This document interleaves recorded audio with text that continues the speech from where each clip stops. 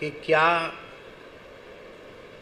आजकल के तथाकथित वक्ता व्यास लिखने लगे हैं, कहाँ तक यह ठीक है।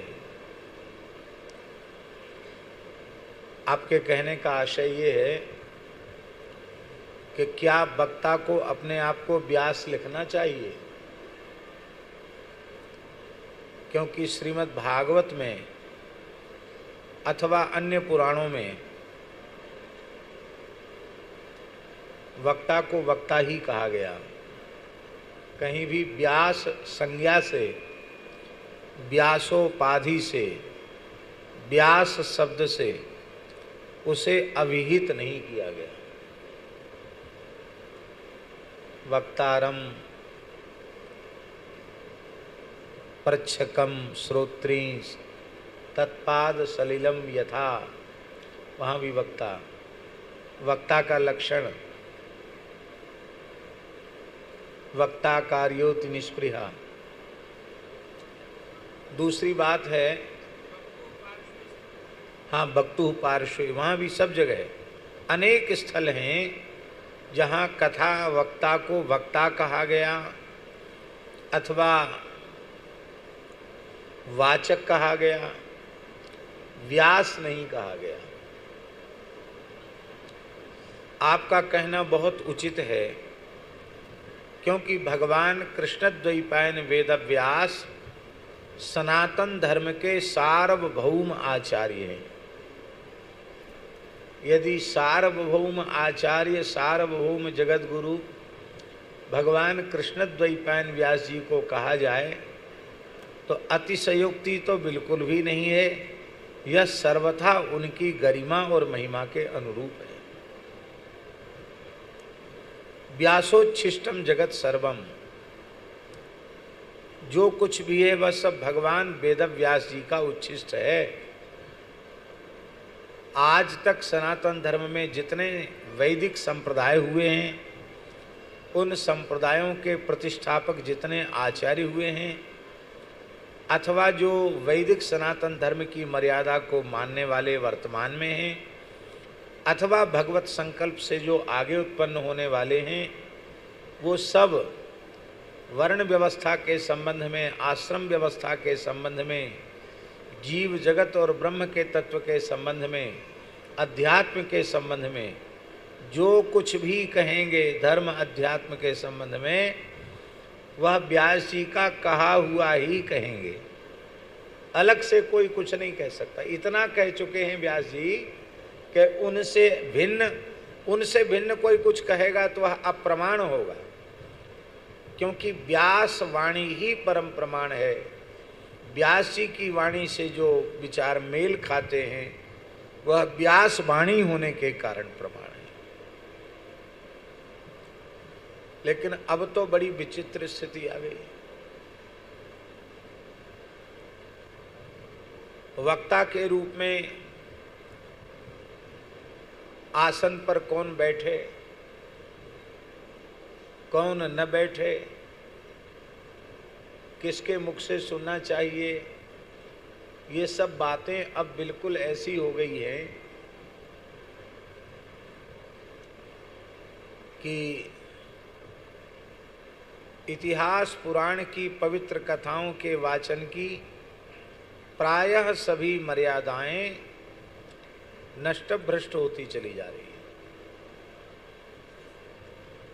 हम बार बार यह निवेदन करते हैं कि अच्छी बात कहने सुनने के रूप में, भगवत भागवत चर्चा के रूप में परस्पर कोई भी आस्तिक मनुष्य स्मरन्तः स्मारयन्तश्च, वो परस्पर भगवत भागवत चर्चा कर सकता है, सुन सकता है, किंतु पवित्र व्यासपीठ विराजमान किया गया हो, देवताओं का स्थापन हुआ हो, कलश स्थापन हुआ हो, तो व्यास के लक्षणों से युक्त, वक्ता के लक्षणों से युक्त महानुभाव का ही इस आसन के लिए वर्ण करना चाहिए।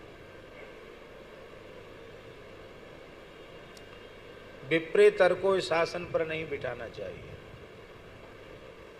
वर्तमान में ये बात लोग मानेंगे नहीं, नहीं माने न माने, जो लोग मानेंगे उनको लाभ होगा।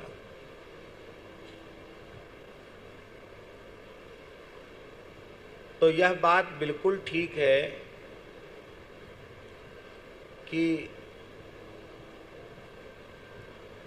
व्यास जी के रूप में व्यास जी ही हैं, इसलिए वक्ताओं को अपने नाम के आगे व्यास न लिख करके कथावाचक या कथा वक्ता ही लिखना चाहिए। यह बात बिल्कुल ठीक है, युक्त है, ऐसा ही होना चाहिए। क्योंकि इतिहास पुराण के वक्ता को सर्वत्र वक्ता ही कहा गया, वाचक ही कहा गया, कहीं भी व्यास नहीं कहा गया। अब एक प्रश्न हो सकता है कि इस आसन पर बैठे हुए वक्ता का जब पूजन किया जाता है तो मंत्र है व्यासाय विष्णु रूपाय व्यास रूपाय विष्णवे नमो वै ब्रह्म हृदये वासिष्ठाय नमो नमः। इस मंत्र का उच्चारण करके व्यास जी को तिलक किया जाता है। इसका मतलब क्या है महाराज जी? इसका मतलब यह है कि वक्ता इस सत्कार को अपना सत्कार न समझे, वह तो प्रतीक है। वस्तुतः यह सत्कार, यह पूजन भगवान कृष्ण द्वैपायन व्यास जी का हो रहा है, ये व्यक्ति का नहीं हो रहा है।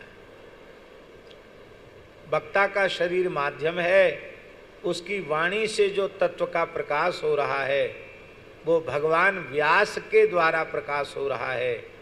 ऐसा मानकर श्रद्धालु श्रोत्री वृंद यह अनुभव करें कि यह वाणी जो निकल रही है ये किसी मनुष्य की वाणी नहीं है, ये साक्षात व्यास नारायण की वाणी ही वक्ता की वाणी से निस्सरित हो रही है।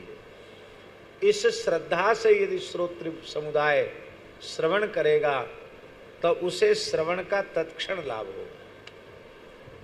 इस दृष्टि से यह श्लोक कहा गया। ये दास अपनी ओर से निवेदन कर रहा है। दूसरी एक बात, संतों की टकसाल वाली, संतों के व्यवहार वाली बात आपने हम सब लोगों को उसकी ओर ध्यान आकृष्ट किया है। हमारे यहाँ जब विरक्त दीक्षा होती है, साधु सन्यासी बनाया जाता है तो उनका नामकरण होता है। हमारे यहाँ संप्रदाय में तो ये बात लिखी है, तापम पुंड्रस्तथा नाम मंत्रो माला च पंचमः अमीहि पंच संस्काराः परमैकान्त्य हेतवः। यह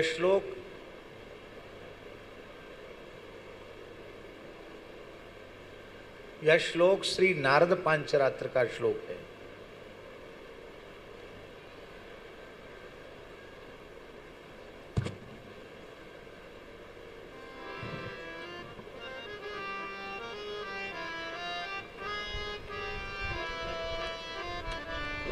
ये पहन के रखना।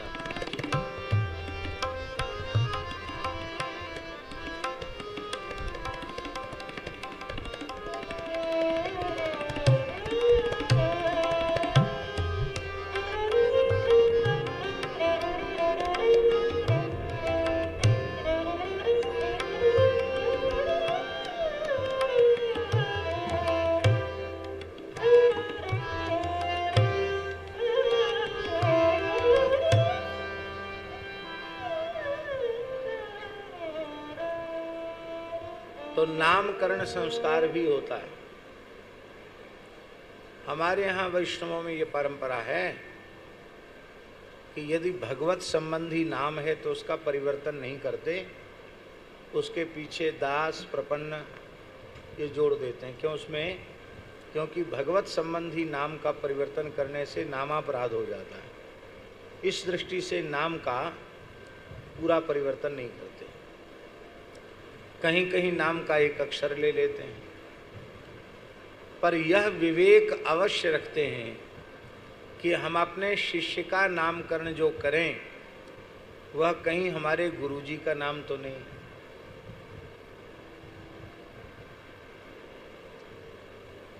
हमारे दादा गुरुजी का, परम गुरुजी का नाम तो नहीं है, हमारे परमेष्ठी गुरुजी का नाम तो नहीं है।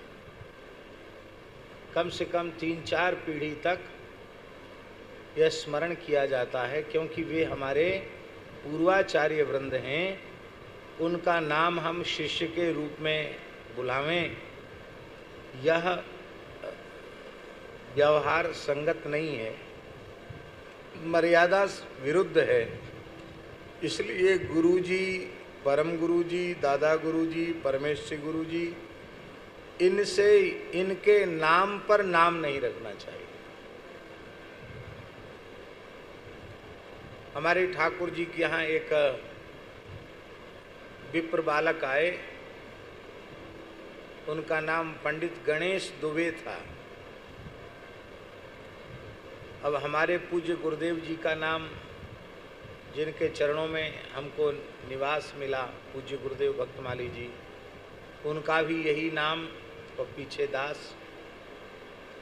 अब हम उनका नाम कैसे यही रखते, क्योंकि हमें नाम बुलाना पड़ेगा तो वह अमर्यादा होगी। तो हमने सोचा कि चलो गा अक्षर तो रखते हैं, तो हमने नाम रखा गरुड़ध्वज दास। क्या नाम रखा? गरुड़ध्वज दास। अब हमारे पूज्य गुरुदेव पहाड़ी बाबा महाराज, जिनसे हमारी चतुर्थाश्रम की दीक्षा हुई, विरक्त वेश हुआ, उन्होंने पूछा क्या नाम रखा है इसका, तो बताया हमने यह नाम रखा। तो महाराज जी लगभग 130 वर्ष की आयु में भगवत धाम पधारे। कितना? 130। और उस आयु तक गरजते ही रहे शेर जैसे। अद्भुत उनका स्वरूप, अद्भुत उनका व्यक्तित्व, महान योगी राज, महान सिद्ध पुरुष थे। बीच बीच में हम उनके विलक्षण घटनाओं का स्मरण भी करते हैं। वो ऐसे विलक्षण महापुरुष थे। हमारे मोहल्ले में एक ब्राह्मण देवता थे, लोग सब उनको पहलवान कहते थे, खुट्टे पहलवान। वो ब्रजवासी ब्राह्मणों में सबसे दीर्घजीवी थे। तो वो दर्शन करने आए महाराज जी का, वो अपने नाती पोता उनके लेके आए, चलते हुए आए, हाथ पकड़ के लाए। तो उनकी आयु 106-107 वर्ष की थी जो उनको पकड़ के लाए। लोग कहते थे अपने वृंदावन के ब्राह्मणों में सबसे वृद्ध यही है। तो महाराज जी बोले, अरे खुट्टे, अरे राम राम, है तेरी जय रे तेरी, तू तो बुढ़ा हो गया। अरे राम राम, तू तो बुढ़ा हो गया। नेक सा बच्चा था, यहाँ खेलता था, अपने बाबा के संग आता था, नेक सा बच्चा था, है तेरी जय बुढ़ा हो गया। अरे महाराज पंथी संती देख लिए, अब बूढ़ो ना होंगो तो कब होंगो। लट, झूठ बोलता है, अभी तो मैं 90 के ऊपर चल रहा हूँ, तो इतना बड़ा कैसे हो गया? महाराज मेरी 6 पीढ़ी देख ली आपने, और 7वीं 8वीं पीढ़ी देख के जाओगे। आपकी उम्र को कोई ना आया वृंदावन में, साधु समाज में ना आए को आपकी उम्र को, और मेरी झूठी उम्र ना आए। हमारे वहाँ में कागज में लिख रही है हमारी उम्र, 106 साल को हूँ मैं। तो महाराज बोले, अच्छा एक बात, मेरे सामने पैदा भयो कि नहीं भयो? अरे हाँ महाराज, आपके सामने तो पैदा भये, आपने हमारे बाबा को देखो, और तेरो ब्याह भयो, छोटी सी बटुआ सी बहू आई, ऐसे बोलते थे ब्रजवासी में। नेक सी छोटी सी बटुआ सी बहू आई, जैसे तू छोटे कद को ऐसी छोटी सी बहू आई। ऐसे भोले संत थे, निर्मल संत थे। उन्होंने हमको बुलाया, ए इधर आ, मेरे मोहड़े में दांत नहीं है, इतना कठिन नाम मैं कैसे लूंगा? गरुड़ध्वज दास, इतना कठिन पंडितों वाला नाम धर दिया, सरल नाम रख। तो हमने कहा महाराज जी आप ही नामकरण कर दीजिए। बोले गंगादास। तो उन्होंने गंगादास नाम रख दिया और वही नाम प्रसिद्ध हो गया। तो यह विवेक रखा जाता है कि हम अपने गुरुजी का नाम अथवा अपने परम गुरुजी का नाम, परमेष्ठी गुरुजी का नाम कम से कम 4 पीढ़ी तक का तो विचार करें। वो नाम हम अपने शिष्य प्रशिष्य का न रखें, नहीं तो अपनी गुरु परंपरा के प्रति अमर्यादा होगी। तो यह बिल्कुल उचित विचार है और सभी आस्तिक महानुभावों को इसका हृदय से समादर करना चाहिए और यह विवेक अवश्य रखना चाहिए कि हमारे द्वारा कहीं अपने गुरुजनों के नाम की अवज्ञा तो नहीं हो रही है, ये विवेक रखना चाहिए। बोलो भक्तवत्सल भगवान की जय। आज लगता स्वामी जी पधारे नहीं हैं, जिनके प्रश्न हैं वो आए हैं, आज नहीं आए, नहीं आए, चलो कोई बात नहीं। उन्होंने कहा था तो हमने उसका यथामति यथा समय उनका स्मरण कर दिया। श्री वृंदावन बिहारी